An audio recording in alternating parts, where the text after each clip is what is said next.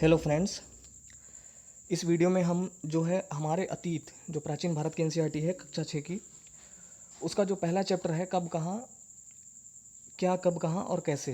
तो इस चैप्टर से जितने भी रिलेटेड क्वेश्चन बनाए जा सकते हैं यूपीएससी के लिए, मतलब आईएएस एग्ज़ाम के लिए, और पीसीएस मतलब सिविल सर्विसेज एग्ज़ाम्स के लिए, तो वो सब इस वीडियो में सम्मिलित हैं।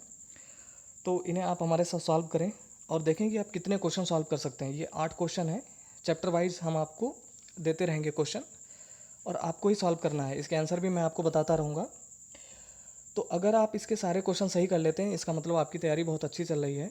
अगर आप इस चैप्टर को पढ़ चुके हैं, अगर अभी तक आपने ये चैप्टर नहीं तैयार किया है तो आप पहले एनसीईआरटी पढ़ लें, पहला चैप्टर, उसके बाद ये वीडियो अटेंड करें। चाहे तो आप हमारे एनसीईआरटी के नोट्स जो मैंने शेयर किए हैं वीडियोज़ में, उनको भी देख सकते हैं। उसके डिस्क्रिप्शन में आपको लिंक नीचे दे रखी है, आप वहाँ से चेक कर सकते हैं। उस वीडियो को देखकर समझ लें इस चैप्टर को, उसके बाद यहाँ पर आप पार्टिसिपेट करें।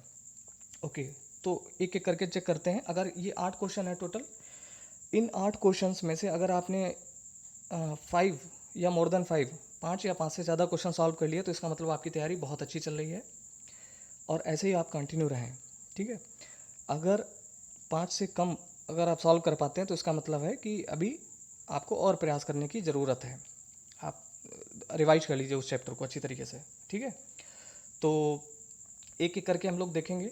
तो पहला क्वेश्चन है कि गेहूं और जौ की फसलों के संदर्भ में निम्नलिखित कथनों पर विचार कीजिए। तो देखिए, सबसे पहले तो इस तरीके के क्वेश्चन में आप क्वेश्चन देख लें कि पूछा क्या गया है। नीचे पूछा गया है कि उपर्युक्त कथनों में से कौन सा या कौन से सही हैं। तो क्वेश्चन क्या है कि आपको बताना है, ये दो यहाँ पर वाक्य दिए गए हैं, इन दोनों में से बताना है कौन कौन से सही हैं। तो क्वेश्चन क्या है कि गेहूं और जौ की फसलों के संदर्भ में निम्नलिखित कथनों पर विचार कीजिए। पहला कथन है कि मनुष्यों द्वारा सर्वप्रथम इन्हीं फसलों को उपजाने की शुरुआत की गई। मतलब मनुष्य ने सर्वप्रथम गेहूं और जौ की फसलें उपजाने की शुरुआत की मनुष्यों द्वारा। तो एक तो ये वाक्य कथन हो गया। दूसरा कथन है कि इन फसलों के उपजाने का क्षेत्र जो था वो हिमालय और विंध्य पहाड़ियाँ थीं, वो क्षेत्र। तो आपको बताना है इन दोनों कथनों में से कौन कौन से सही हैं। तो आपने इसका उत्तर सोच लीजिए आप मन में, 2 सेकंड हम आपको देते हैं। ओके, इसका उत्तर अगर आपने सोच लिया तो आप इनमें से बता सकते हैं कि केवल मतलब पहला कथन सही है या केवल 2 सही है, दूसरा कथन सही है या दोनों ही सही हैं या कोई भी सही नहीं है। तो ठीक है, तो इसका आंसर क्या होगा? इसका आंसर होगा केवल एक, कथन एक सही है। देखिए, उत्तर हम आपको साथ में ही दे दे रहे हैं ताकि बाद में अगर देने के लिए वो आपके लिए सही नहीं रहेगा, तुरंत आप उत्तर साथ में जानते रहें, मतलब देखते रहें। तो इसमें क्या है कि गेहूं और जौ, अगर आपने पढ़ा होगा या हमारा वीडियोस देखे होंगे, तो उसमें सबसे पहले मनुष्य ने कौन कौन सी फसलें उपजाई थी? गेहूं और जौ, इनकी फसलें उपजाई थी। तो पहला कथन तो सही है। दूसरा कथन ये है कि इसका क्षेत्र कहाँ, किन क्षेत्रों में ये फसलें उपजाई गई थी? तो वो हिमालय और विंध्य की पहाड़ियाँ नहीं थी। ये बात गलत है, यानी केवल एक ही इसका उत्तर होगा। और ये जो क्षेत्र था वो कहाँ था? वो था वो किरथर और सुलेमान पहाड़ियाँ, पहाड़ी क्षेत्र जो था वो था, ना कि विंध्य क्षेत्र या हिमालय क्षेत्र। ठीक है, तो किरथर, सुलेमान और किरथर पहाड़ी क्षेत्रों में इसको सबसे पहले उन फसलों को उपजाया गया था। ओके, तो नेक्स्ट क्वेश्चन पे हम लोग चलते हैं। आप लोग अपना काउंट करते रहिए कि कितने क्वेश्चन आपके सही हो गए हैं। दूसरा क्वेश्चन है पांडुलिपियों के संदर्भ में। तो इसमें पूछा गया है, इसमें क्या पूछा गया है? कौन सा कथन सही नहीं है? तो देखिए, इस तरीके के क्वेश्चन भ्रमित करने वाले होते हैं कि कौन सा कथन सही नहीं है, तो जबकि इनको पूछना चाहिए निम्न में से कौन सा कथन गलत है। ठीक है, तो आप ध्यान रखें वहाँ पर। तो हमको गलत इसमें ढूंढना है, कौन सा कथन गलत है। तो 4 कथन यहाँ पर दिए हैं, ABCD।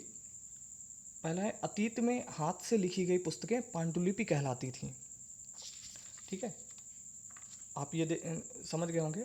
दूसरा, अंग्रेजी में पांडुलिपि के लिए मैन्युस्क्रिप्ट शब्द का प्रयोग होता है जो लैटिन भाषा के शब्द मेनू, मेनू का अर्थ होता है हाथ से, निकला है। ठीक है, तो ये दूसरा कथन हो गया। इसके बाद है पांडुलिपियाँ ताड़ के पत्तों को काटकर अथवा हिमालय क्षेत्र में उगने वाले भूर्ज नामक पेड़ की छाल से विशेष तरीके से तैयार भोजपत्र पर लिखी जाती थी। ठीक है, ये तीसरा कथन हो गया। इसके बाद है लास्ट, पांडुलिपियाँ केवल मंदिरों और विहारों से प्राप्त होती हैं जो केवल संस्कृत भाषा में लिखी गई हैं।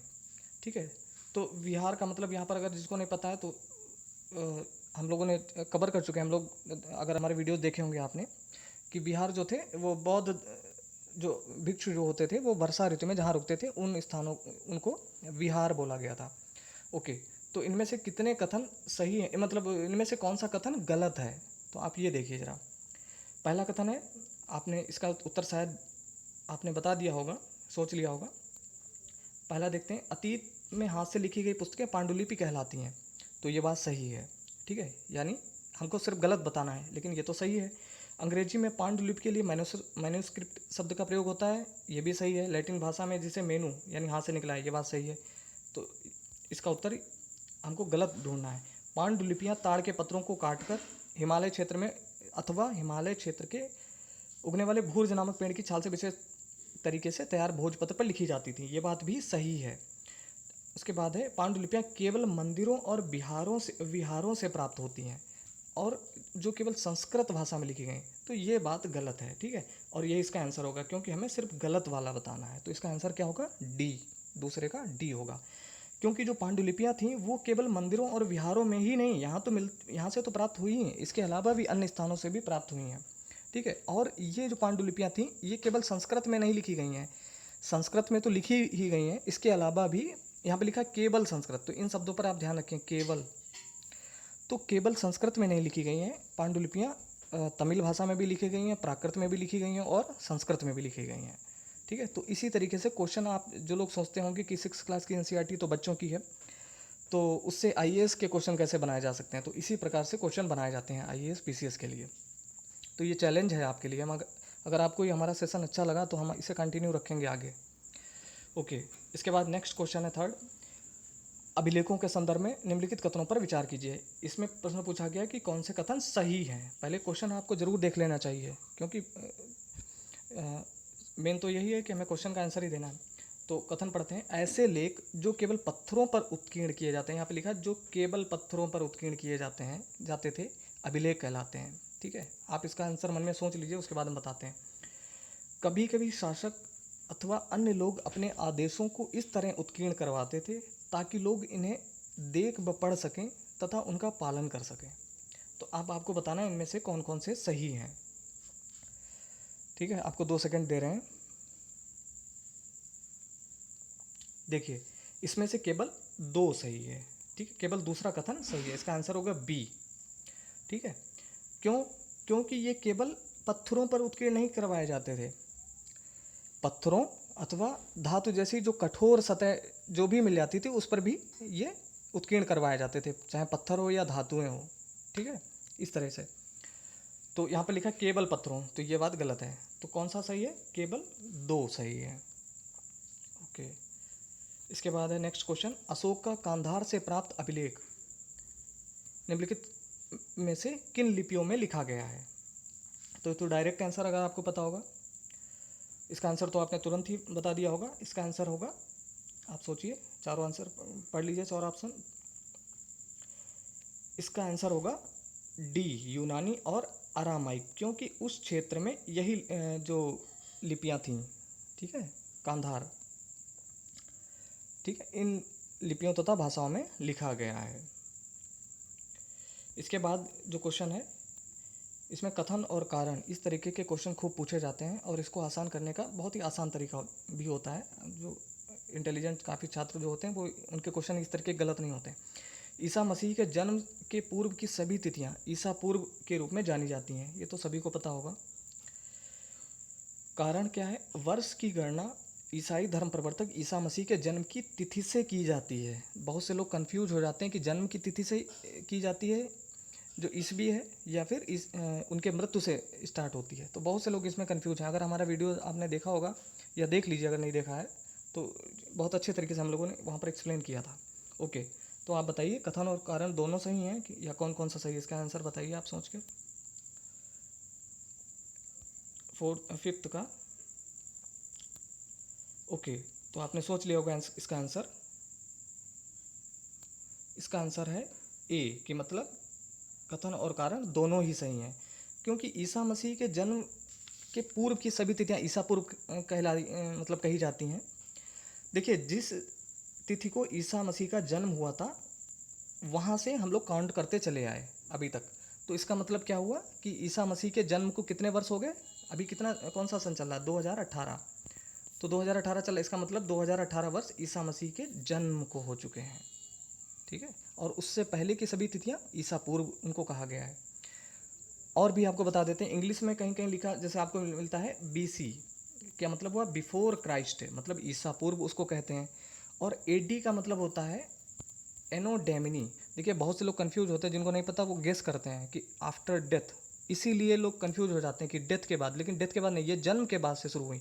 एडी का अर्थ होता है एनो डैमिनी, ना कि आफ्टर डेथ। ठीक है, एनो डैमिनी, एनो डैमिनी किसे कहा गया है? एनो डैमिनी उस घटना को कहा गया जिस तिथि को ईसा मसीह का जन्म हुआ था। तो ये आप याद रखें, ठीक है। तो एनो डैमिनी कहते हैं एडी को, और बीसी को तो बिफोर क्राइस्ट आप जानते होंगे। इसके बाद है नेक्स्ट क्वेश्चन, भारतीय उपमहाद्वीप के संदर्भ में निम्नलिखित कथनों पर विचार कीजिए। इसमें भी पूछा गया उपयुक्त में से कौन सा सही है। देखिए क्वेश्चन सही करने का तरीका भी मैं आपको बता दे रहा हूँ। ऐसे ही ऐसे मतलब कभी कभी होता है कि गलत पूछे जाते हैं और हम लोग जल्दी से पढ़ के और उसका आंसर टिक कर देते हैं, लेकिन सबसे इंपॉर्टेंट चीज़ ये है कि क्या पूछा गया है। भारतीय उपमहाद्वीप के संदर्भ में निम्नलिखित कथनों पर विचार कीजिए। आरंभिक नगरों का विकास सिंधु व इसकी सहायक नदियों के किनारे हुआ। तो आरंभिक नगर तो आपको पता ही होंगे, इनका विकास सिंधु व इसकी सहायक नदियों के किनारे हुआ। उसके बाद है कि गंगा व इसकी सहायक नदियों के किनारों नगरों का विकास लगभग 5000 वर्ष पूर्व हुआ। तो इसका आंसर तो आपने तुरंत ही दे दिया होगा। कौन कौन से सही, क्या दोनों सही हैं कि एक सही है या दोनों ही गलत हैं, कौन सा सही है? तो एक चीज़ तो आप ध्यान से समझ गए होंगे, इसका आंसर मैं बता रहा हूँ, इसमें सिर्फ एक सही है। ठीक है, कौन सा सही है? सिर्फ पहला सही है। क्यों? क्योंकि आरंभिक नगरों का विकास, आरंभिक नगर कौन थे? हड़प्पा, मोहनजोदड़ो, यही तो थे। तो इनका विकास कहाँ हुआ? सिंधु व इसकी सहायक नदियों के किनारे हुआ था। ये बात तो सही है, पहला सही है। ठीक है, इसका आंसर होगा ए। दूसरा कथन जो है कि गंगा व इसके, अच्छा सिंधु इनके सहायक नदियों के किनारे विकास किस उस समय हुआ था? लगभग 4700 साल पहले, या आप कह सकते हैं 2700 ईसा पूर्व। ठीक है, एक ही बात हुई, लगभग 2700 ईसा पूर्व कह लीजिए, या फिर आप 4700 वर्ष पूर्व कह लीजिए, एक ही बात हुई। तो जो हड़प्पा, मोहनजोदड़ो, ये सब शहर कितने वर्ष पहले हुए थे? लगभग 4700 वर्ष पहले, या 2700 ईसा पूर्व। दूसरा कथन है कि इन्होंने कहा कि गंगा व इसके सहायक नदियों के किनारे नगरों का विकास 5000 वर्ष पूर्व हुआ। तो इतने, क्योंकि प्राचीन नगर तो हड़प्पा, मोहनजोदड़ो यही सब थे, तो 5000 कैसे हो सकता है? इन नगरों का विकास जो हुआ था वो लगभग 2500 वर्ष पूर्व हुआ था। ठीक है, आज से 2500 साल पहले, या 500 ईसा पूर्व कह सकते हैं आप। जैसे कि मगध, ठीक है, मगध राज्य वगैरह, ओके, मतलब जो पाटलिपुत्र वगैरह जो नगर हुए हैं उनके बारे में हम बात कर रहे हैं, मतलब ऐसा पूछा। तो इसमें सिर्फ पहला सही है। ठीक है, इसके बाद है नेक्स्ट क्वेश्चन, गंगा नदी के दक्षिण में इसकी सहायक नदी सोन के आसपास का क्षेत्र प्राचीन काल में किस नाम से जाना जाता था?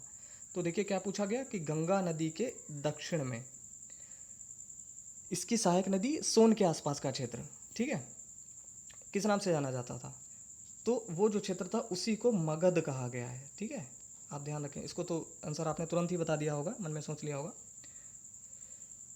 तो क्योंकि मगध जो है प्राचीन काल का पहला बड़ा राज्य था, ये बात आप ध्यान रखें। ये पूछा जाता है कि प्राचीन काल का पहला बड़ा राज्य कौन था? मगध था, और इसके शासक बहुत ही शक्तिशाली थे। तो जैसा कि आपने देखा होगा कि जो अजातशत्रु और बिंबिसार, देखिए बिंबिसार बोल रहे हैं यहाँ पर, जो लोग नए होते हैं, नए लोग हैं जो तैयारी करने के लिए, वो कंफ्यूज हो जाते हैं कि बिंदुसार या बिंबिसार।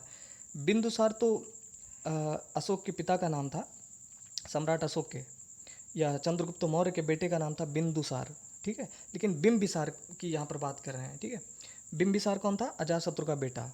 ठीक है, ये अलग अलग नाम है। आप अगर पुराने एस्पिरेंट्स होंगे तो आपको ये चीज़ें बहुत अच्छी तरीके से पता होंगी।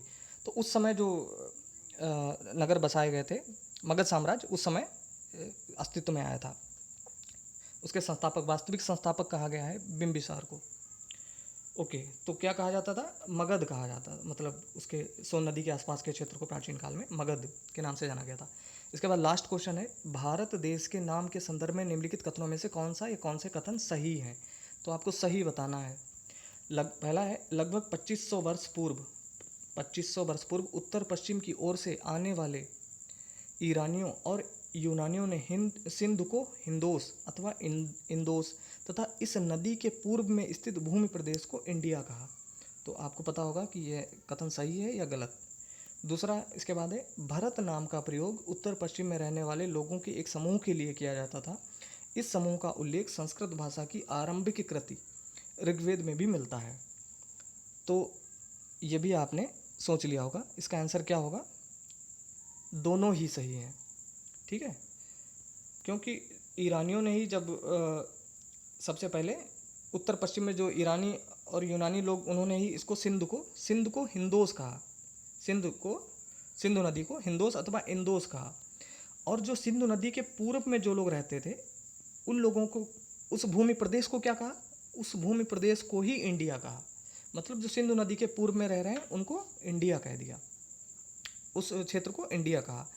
दूसरी बात नीचे है कि भरत नाम का प्रयोग, भरत नाम का प्रयोग उत्तर पश्चिम में रहने वाले लोगों के एक समूह के लिए किया जाता था, ठीक है। उस समूह का नाम क्या था? भरत, ठीक है। और इस समूह का उल्लेख और कहाँ मिलता है? आरंभिक कृति, सबसे प्राचीनतम कृति जो है ऋग्वेद है संस्कृत की, उसमें भी मिलता है। ऋग्वेद की रचना 3500 साल पहले हुई थी, या आप कह सकते हैं 1500 ईसा पूर्व कह सकते हैं, ठीक है। तो दोस्तों ये 8 क्वेश्चन थे, तो इसका आंसर क्या होगा? 1 और 2 दोनों, यानी सी होगा इसका आंसर। तो दोस्तों ये 8 क्वेश्चन इस चैप्टर से रिलेटेड थे। इसी तरीके से क्वेश्चन पूछे जाते हैं, इसलिए आप एनसीईआरटी को इग्नोर मत करें। आपको फिर से बता दे रहे हैं, अगर आपने ये चैप्टर नहीं देखा, मतलब नहीं पढ़ा है, तो आप नीचे आपको डिस्क्रिप्शन में मैं आपको लिंक दे दे रहा हूँ, वहाँ से आप इस हमारे नोट्स, इस वीडियो को देख सकते हैं, या फिर आप एनसीईआरटी से पढ़ लें। तो कितने क्वेश्चन आपके सही हुए आप हमें कमेंट में ज़रूर बताएं, ताकि हम आगे भी आपको इस तरीके के क्वेश्चन आपको उपलब्ध करवाते रहें। तो 8 में से अगर कितने क्वेश्चन आपके सही हैं, तो यहीं पर आपको बता दे रहे हैं, आपकी रैंकिंग डिसाइड हो जाएगी। 8 के 8 सही हैं, आप अपनी खुद की पहली रैंक आप मान सकते हैं, ठीक है।